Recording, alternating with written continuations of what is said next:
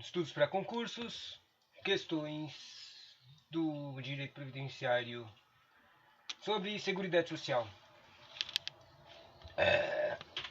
Pro INSS, claro. Vamos lá.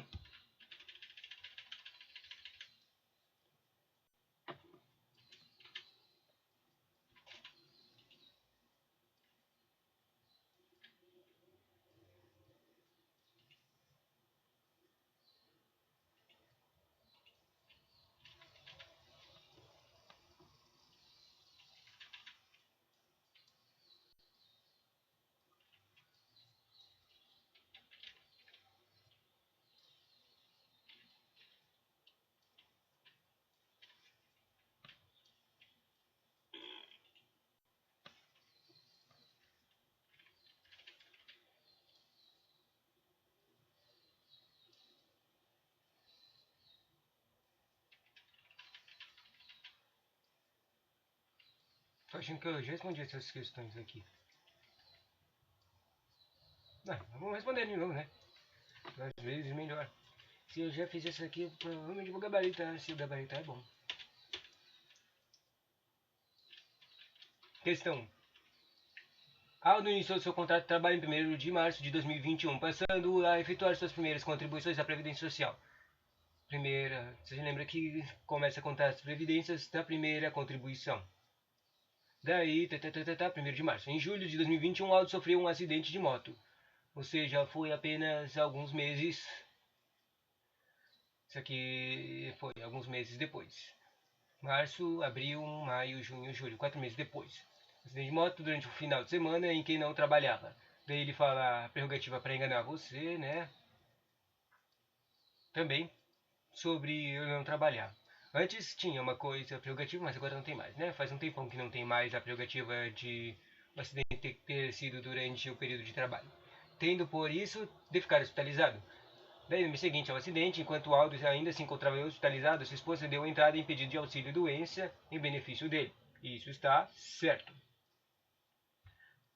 A própria esposa pode, que é considerada como um parente de primeiro grau, ele mesmo, é considerada para pedir, tem a autorização para pedir o auxílio de doença. Depois de 3 meses internado no hospital, ou seja, se ela ganhou o pedido da doença, ele vai receber lá por 3 meses, certo? Aldo faleceu. Uou! Em 15 de outubro de 2021, né? Julho, agosto, outubro, 2 meses depois. Não, 3 meses, tá? Sem deixar filhos ou pais vivos. Daí, o que representa, o que é importante do sem deixar filhos ou pais vivos? Né, que existe uma hierarquia de dependentes que podem pedir a pensão por morte. Os filhos estão na primeira classificação junto com a esposa ou companheira, e os pais estão na segunda classificação.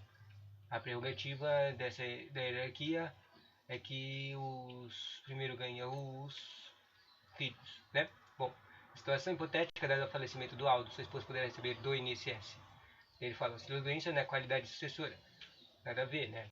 Auxílio doença só recebe e tem, tipo, nas várias leis que falam disso aqui, tem certeza que está escrito que da cessação sempre fala imediatamente que no falecimento do cara, ou seja, o Aldo faleceu nesse dia 15 de outubro, ele é imediatamente cessado o auxílio doença que estava sendo pago. Mas daí ela pode pedir uma pensão por morte, entende? O salário família também nada a ver. O carinha tem que tava vivo, né, para receber o salário família. A pensão por morte e a salário família é para quando as pessoas têm filhos, né? Nada a ver. Daí eu pensou por morte aqui. Depois tem o auxílio acidente. O auxílio acidente é quando o cara ficou doente por tempo demais. E daí foi vir a doença é considerada como incurável vira acidente. Basicamente é isso, né? Então não é isso aqui não. E depois tem a aposentadoria por invalidez do falecido esposo na qualidade sucedora. Obviamente, o cara não tá vivo, não tem como ele aposentar, né? Não faz o menor sentido. A menos que ele estivesse vivo e se continuasse inválido e ficasse inválido, ele ganharia uma aposentadoria por invalidez. Na verdade, eu ainda sou meio confundido sobre as coisas de auxílio acidente e auxílio doença, né? Bom, com certeza aqui é a pensão por morte, né? A partir da data do óbito ela pode ganhar isso. Ela pode requerer, daí ela recebe da data do óbito. a questão, a resposta é gabarito. É a letra C, pensou por morte. Todos que disseram fazendo prefere monte, tá. Daí tem uma análise de legal aqui, que tem um gabarito. Tem uma análise de alternativas que a gente leu, né? Legalzinho. Isso aqui prova que não era as questões que eu tinha feito antes, né? O auxílio-doença é um benefício concedido aos segurados. Ou seja, obviamente, o auxílio-doença, ou seja, ela pediu auxílio-doença, ela tem o direito de requerer para o laudo, mas ela não pode receber ele, quer dizer, ela vai receber, né? Mas vai meio que receber como terceiro. Mas o benefício é para o Aldo, então é o Aldo que está recebendo auxílio doença para cuidar dele. Sempre lembra? Isso é com base no artigo 8213, o regime geral de previdência social, quer dizer, a lei 8213, artigo 18, o regime geral de previdência social compreende as seguintes prestações devidas, inclusive, em razão de eventos decorrentes de acidente de trabalho, expressam em benefícios e serviços. Enquanto assegurado, ganha auxílio acidente, certo? Não há. Esse aqui, o pior erro é que fala que ela vai ganhar isso, mas só o segurado pode ganhar o auxílio acidente, né? O auxílio doença. Depois fala, porém, os descendentes na Constituição dos sucessores têm direito ao segurado deixou de receber a vida conforme artigo 112 e LBPS. Isso aqui eu tinha meio que na minha cabeça, mas eu não lembrava de onde se estava isso aqui, estava realmente escrito. Basicamente é assim. Imagina que ela foi lá e pediu o auxílio acidente. Só que daí deixou não, tipo, sei lá, ele paga toda vez no final do mês. Daí, como disse lá, ele tinha pagado, ele estava no dia 15, né? Daí o que acontece? Naquele mês, o Rauldo ainda não tinha recebido o auxílio acidente, entende? Daí o que aconteceria? Essa pessoa aqui, a, os dependentes, que seria a esposa dele, ia poder pedir. Eles não iam poder cancelar o auxílio acidente que era devido a ele até o dia 15, lá que ele morreu. Ela ia poder receber o valorzinho de, obviamente, com as divisões lá de 30 dias, hora era dinheiro por hora, ia fazer as divisões e manter multiplicações, e ia dar o valorzinho para ela de 15 dias de auxílio acidente, né? Tá dizendo aqui, parece que isso aqui tá na prerrogativa, tá na LBPS. Lei de benefícios da Previdência Social? Droga, eu droguei essas siglas. Não tem explicação. PS deve ser Previdência Social, Lei de Benefícios? Difícil. Bom, o que está escrito lá nesse artigo do 112 da Lei BBS diz: o valor não recebido ou na falta deles dos seus sucessores na forma da lei civil, independentemente do inventário, o arrelamento é direito deles. Segundo, fala sobre o salário família, né? Daí o salário família está no artigo.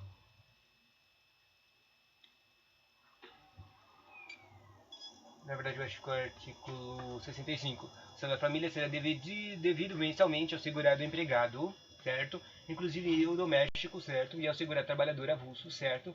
Na proporção de respectivo número de filhos. Bom, eu quero não tinha filhos, né? Em que parado nos termos do artigo 2 do artigo 16, essa aí observando disposto no artigo 66.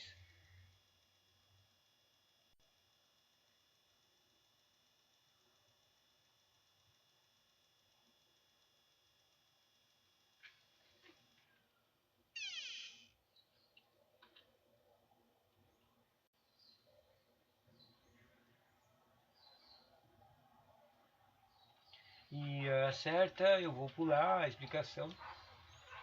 Não, não vou pular não. Deixa eu ler o básico, né? A pessoa por morte será devida ao conjunto de dependentes do segurado que falecer, aposentado ou não, no contar ou não, tá? Ao contar da data do óbito, quando é requerido em até 180 dias após o óbito para os filhos menores de 16 anos ou em 90 dias após o óbito para os demais dependentes. No requerimento, quando requerido após o prazo previsto no inciso anterior. Basicamente, isso aqui só está falando que, dependendo da época do, do requerimento, a pessoa recebe os pagamentos anteriores também. E também tem um prazo diferenciado para quem, dependendo de quem é o dependente. Os filhos têm mais tempo para pedir. Depois o auxílio acidente, né? Auxílio acidente será concedido como uma indenização. Isso aqui é importante, essa coisa de indenização, né? Ao segurado, quando após conciliação das lesões decorrentes do acidente de qualquer natureza, resultaria em sequelas que impliquem a redução da capacidade para o trabalho que habitualmente exercia. Sequelas, né? Agora, com essa coisa de sequelas, eu finalmente acho que entendi o que eu considero acidente. Basicamente, eu achava que o auxílio acidente era considerado como se a pessoa tivesse não pudesse trabalhar, né? Mas quando a pessoa não consegue trabalhar, ela vira aposentada por treco. O auxílio acidente é uma indenização, certo?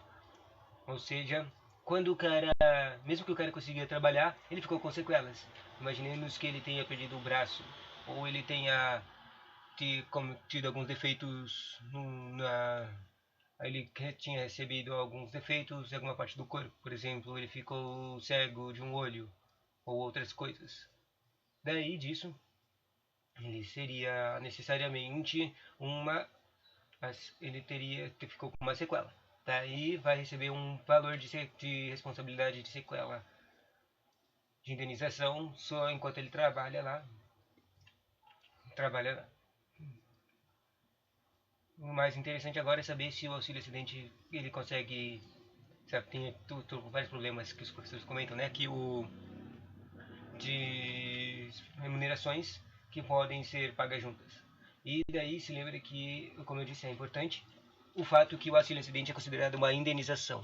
Então, essa coisa de indenização, elas podem ser prerrogativas, são auxílios, são benefícios que podem ser computados junto com outras trecos. Ou seja, o cara pode receber um auxílio de uma aposentadoria com auxílio acidente de indenização, entende?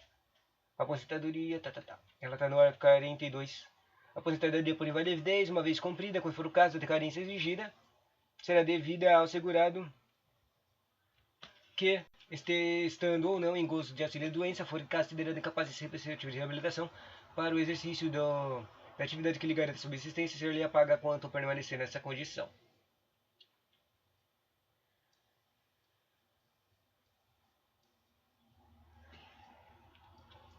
Essa coisa de reabilitação do cara é importante também, né? Tem coisas na leis de segurados previdência também de ter que ter uma equipe multiprofissional para verificar a ele, né?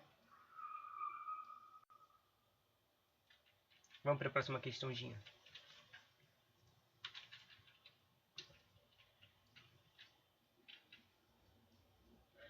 Sabia que teve agora parece que teve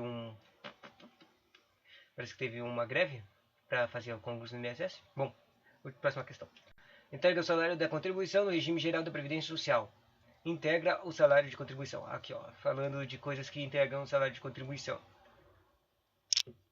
Porque o salário de contribuição é o valor que é pago para o INSS, certo? No regime geral de RPS. Ou seja, ele fala, pergunta quais são as coisinhas contadas, as porcentagens contadas, né? O valor relativo à assistência prestada por serviço médico ou odontológico próprio da empresa ou por ela convencionado, inclusive o reembolso de despesas com medicamentos, óculos, aparelhos ortopédicos, próteses, hortas e despesas médico-hospitalares e outros similares. Na verdade, agora com essa aqui eu acho que o salário de contribuição eu estou errando. Eu acho que o salário de contribuição significa o valor que a pessoa vai receber no final da aposentadoria, quando ela está aposentada e coisas, né? Bom, eu acho que isso aqui não é o valor recebitivo, não é o salário de contribuição. A importância recebida a título de incentivo à demissão, salário de contribuição, não. A parcela é recebida a título de vale transporte, ainda que paga em dinheiro na forma de legislação própria. Título de vale transporte, não.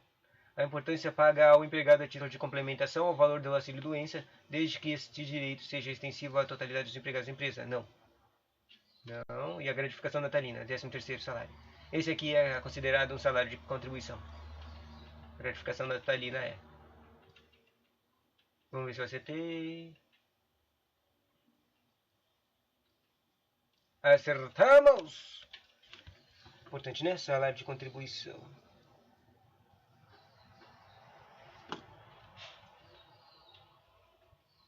segundo certo. Análise de teco, né? Primeiro daquelas coisas de órteses, prótese, trecos. Não integra o salário de contribuição para os fins dessa lei exclusivamente o valor relativo à assistência prestada por serviço médico ou odontológico próprio da empresa ou por ela convencido, inclusive o reembolso de despesas com medicamentos, óculos, aparelhos ortopédicos, próteses, órteses, despesas médico-hospitalares e outros similares. Está vendo? Está escrito literal na lei. Não integra o salário de contribuição com esse valor aqui. Eu nem sabia que tinha isso aqui. Engraçado, né? Segundo, também está no artigo 28, parágrafo 2, de coisas que não integram. Não integra as importâncias recebidas a título de incentivo de demissão. Não integra. O terceiro também está lá também. Não integra as importâncias a parcela recebida. Não integram também a parcela recebida a título de vale transporte na forma de legislação própria. E o último, a importância de pagar ao empregado a título de complementação. Não recebe. Está escrito também no parágrafo 9 do artigo 28. Não a importância paga ao empregado a título de complementação do valor da doença, desde que esse direito seja extensivo à totalidade dos empregados da empresa. Interessante essa coisa de desde que esse direito seja extensivo à totalidade dos empregados da empresa.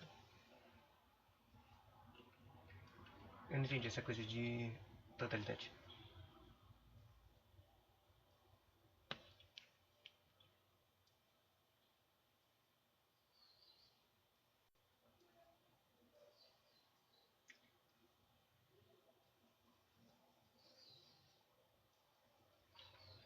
E o último, só considerando a gratificação notarina, ela está no parágrafo 7 do salário de contribuição, dizendo que o 13º é salário de contribuição, sim. Próximo questão. A gente tá indo bem até agora, tem poucas questões, na verdade. Vamos acertar tudo, hein? Cleide, filha da companheira de Antônio, depois de anos trabalhando no sítio da família com a produção de queijos. Ou seja, vai falar essa questão é sobre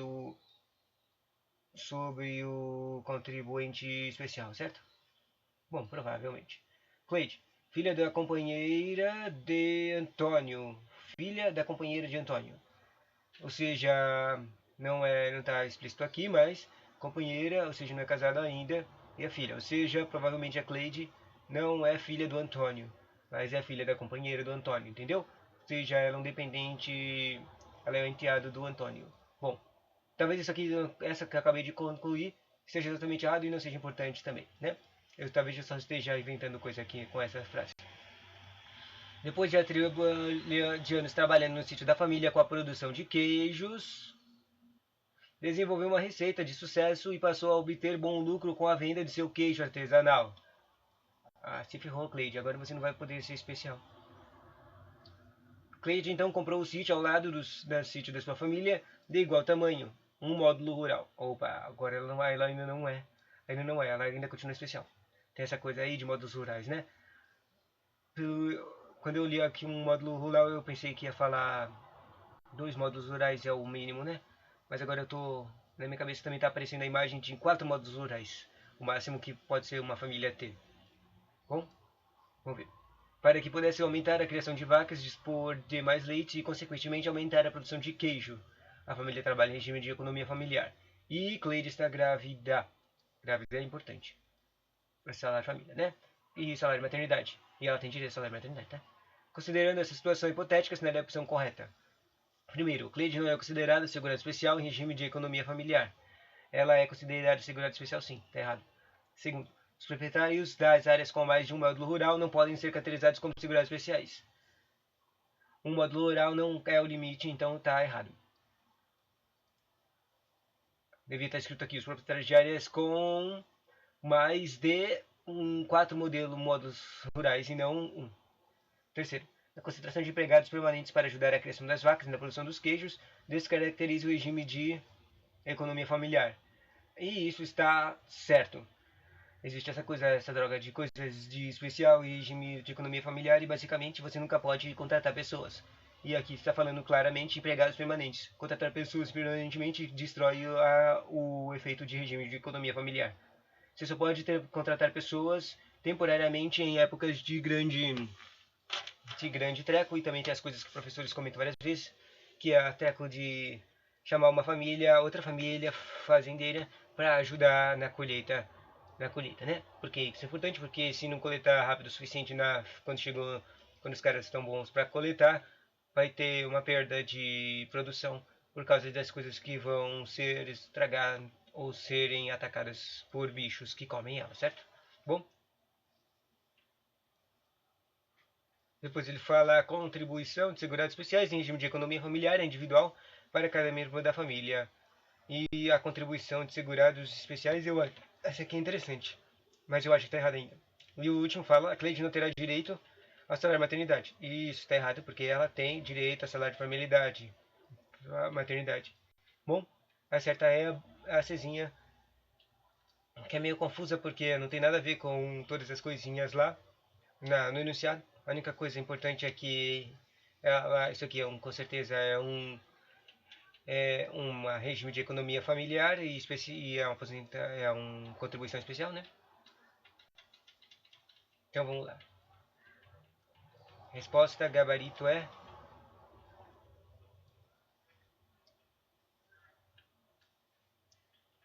a letra E.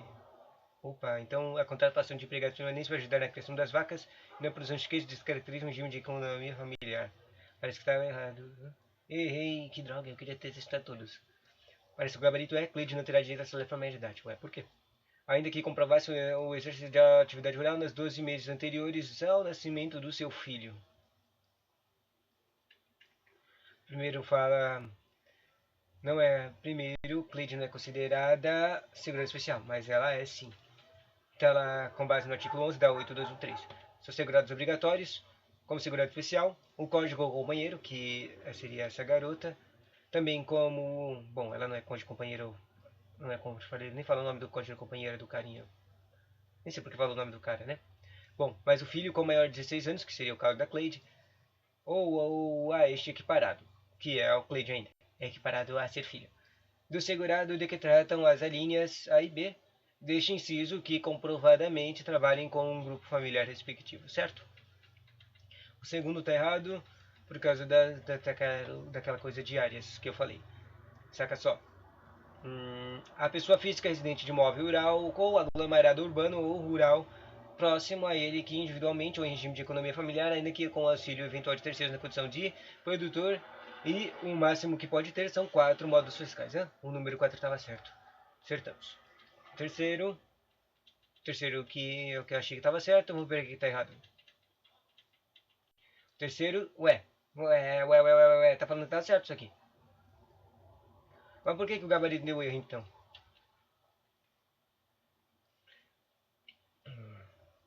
Tá falando aqui, ó. Contratação de empregados permanentes não descaracterizaria o regime de teco-teco-teco. Daí tá no parágrafo 7 do artigo desses segurados obrigatórios e especiais. O grupo familiar poderá utilizar C. De empregados contratados por prazo determinado ou de trabalhador de que trata a linha G, que são as outras famílias, tá? No inciso 5 do caput, a razão no máximo 120 dias, que são 6 meses. Por dia. Espera, 30, 60. Não são. Falei errado, não são 6 meses. São 4 meses. Sabe, tem uma analogia básica aqui que é basicamente o tempo de uma estação, entende? 4 meses é uma estação, né? 4 meses é uma estação? 3, 6, 9, 12. Eu acabei errando, é 4 meses. Da última vez, no último vídeo que apareceu essa coisa de 120 dias, eu tinha falado que 120 dias é 4 meses, né? Não acredito que estava errado, né? Cada, cada estação dura 3 meses, né? Bom, pessoas, 120 dias, e no máximo de 120 pessoas por dia.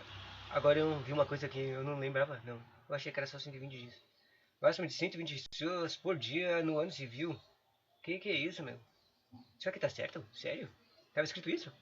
Tô mal confuso. Bom, em períodos ocorridos ou intercalados ou ainda por tempo equivalente em horas de trabalho não sendo computado nesse prazo período de afastamento de decorrência de percepção de auxílio-doença, né? Opa.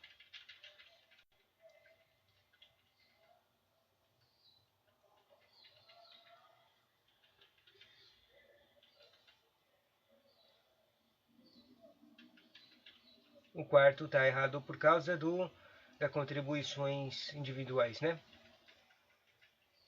Essa aqui é aquela que eu não lembro de ler, né? Está escrito no artigo 25. A contribuição do empregador rural, pessoa física, em substituição à contratação, contribuição em que trata inciso 1 e 2, e de seguridade social, referidos respectivamente na linha do inciso 5, do inciso 6, do artigo 12, é 1% inteiro, é 1,2% da receita bruta proveniente da comercialização da produção e 0,1% da receita bruta proveniente da comercialização de sua produção para financiamento das prestações por acidente de trabalho. Se não deu para entender, e com essa explicação aqui do inciso 1 do 25, eu finalmente entendi direito aqui.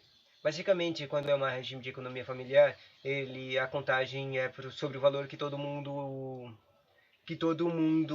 contribuiu, que todo mundo arrecadou, entendeu? Ou seja, numa contribuição de regime familiar, todo mundo vai lá, faz o que der, sei lá, tipo, os jovenzinhos vão lá e fazem sandálias. Isso é só uma coisa que eu vi, um estereotipo que eu vi numa historinha recentemente. Uma história. E daí eles vão lá e vendem essas sandálias. Os pais fazem as coisas das fazendas. O filho mais velho trabalha numa escolinha lá no canto, a filha mais nova ajuda a mãe, e assim por diante. Todo mundo faz um treco assim e vamos lá, tem uma arrecadação. Daí todas as arrecadações são contribuídas para o final. Só que daí tem um problema aqui. Ele está falando que é sobre a produção, né? Ou seja, o valor que eu falei está errado, mas só por todas as outras coisas, ela é uma produção individual, conta para elas. Mas nesse caso aqui, quando é regime familiar, ele só conta para a sua produção, só é descontado deles o valor produzido que eles vendem da sua produção. A menos que as coisas que eu estava falando sejam consideradas produções, não são contadas, né? E o último, que estava escrito com gabarito, mas tá errado, parece. Primeiro aqui, ó, no artigo 39 e 25. A concessão das prestações pecuniárias, depende da seguinte coerência. Tem salário e maternidade para seguradas que tratam incisos 5 e 7 do caput do artigo 11 e artigo 13 do salário dessa lei, 10 contribuições mensais, respeitando o disposto no parágrafo único do artigo 39. Daí o artigo 39 que fala da salário e maternidade para a Seguridade Especial. Para a Seguridade Especial, fica garantida a concessão do salário e maternidade no valor de um salário mínimo desde que comprove o exercício de atividade rural, ainda que de forma descontínua, nos 12 meses imediatamente anteriores ao do início do benefício. Interessante, viu? Se ela comprovasse, está até aqui no enunciado dos termos de comprovação, daí ela seria considerada treco. Também você pode ver isso no decreto 3048, sabe o que é o decreto 3048? Muito importante de ler isso. É o mais importante, na verdade, para ler para a prova do INSS, ele é o regulamento da Previdência Social, RPS. Se aparecer uma sigla com RPS, se lembre que é o regulamento da Previdência Social. É o mais importante, na verdade. Bom, artigo 92, parágrafo 2, ainda fala mais dessa coisa da Seguridade Especial. Parágrafo 2 diz: será devido ao salário e maternidade a Seguridade Especial, desde que comprove o exercício da atividade rural nos últimos 10 meses imediatamente anteriores à data do parto ou do requerimento do benefício, quando requerida antes do parto, mesmo que de forma descontínua, aplicando-se, quando for o caso, disposto no parágrafo único do artigo 29. Que era o artigo 29? Tô confuso agora. Bom, é assim. Mina. As questões. Legal.